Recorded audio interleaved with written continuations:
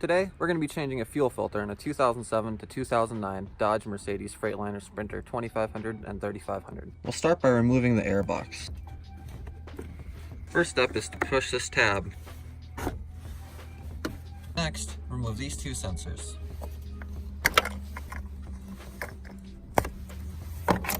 With these removed, the next step will be to unscrew this clamp.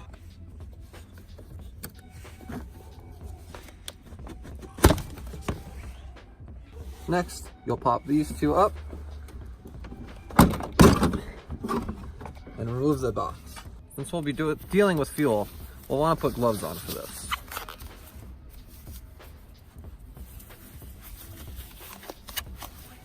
We'll start by removing the return.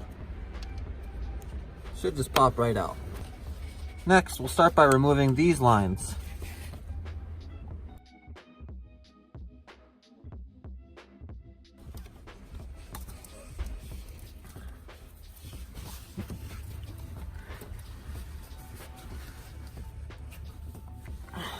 Alright, some fuel will leak from this one, it appears, just a little bit.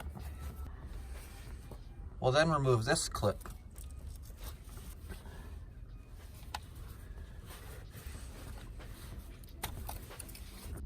Next, we're going to remove this sensor using the Torx bits right here.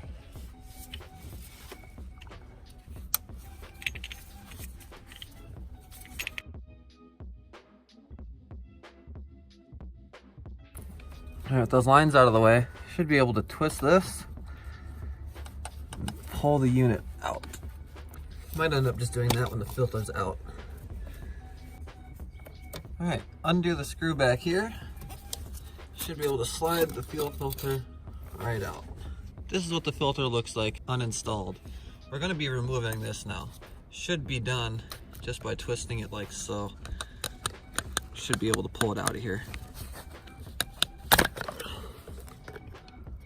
Like that. We highly advise using OEM parts, but because ours went out on the mountain, we didn't have the option. We'll be using a Duralast brand one. Now it's important to take a picture of your filter before you go to the shop to ensure that you have one that will correctly swap over. As you can tell, this one lines up the same as our old one. You'll notice inside of the bag, there should be another bag that has these two O-rings. These are going to be used to replace the two on your sensor. Alright, with those installed, we're now going to install the sensor into the fuel filter. We'll remove the provided plug. And this should slide in with a nice seal.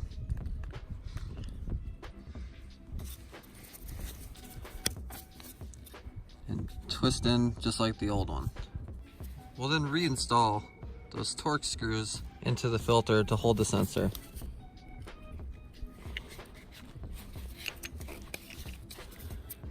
Now with those nice and tight, we'll be removing this protector to keep these from bending during shipping, and these caps so that we can install the fuel filter. We'll then drop the fuel filter into its location.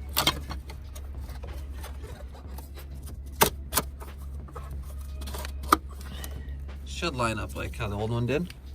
Install the hoses.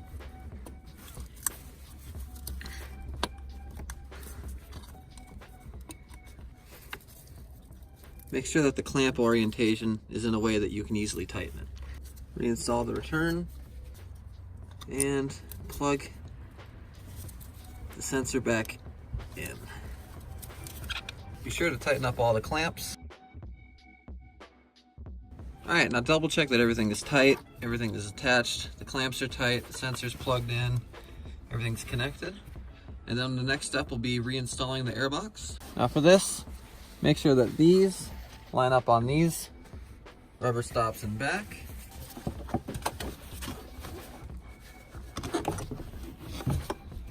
That this goes into there. That these pop into there. And this goes on like that. So then reconnect your sensors.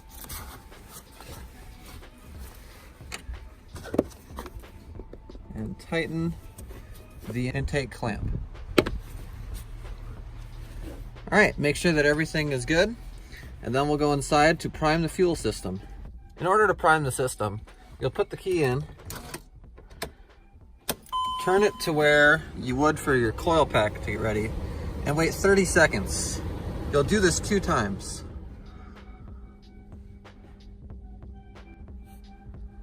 After 30 seconds, you'll turn it off,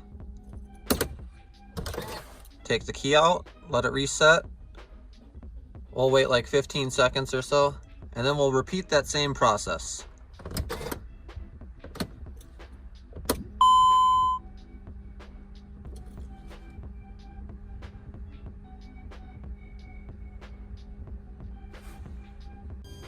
Next, have a friend start the car. Ensure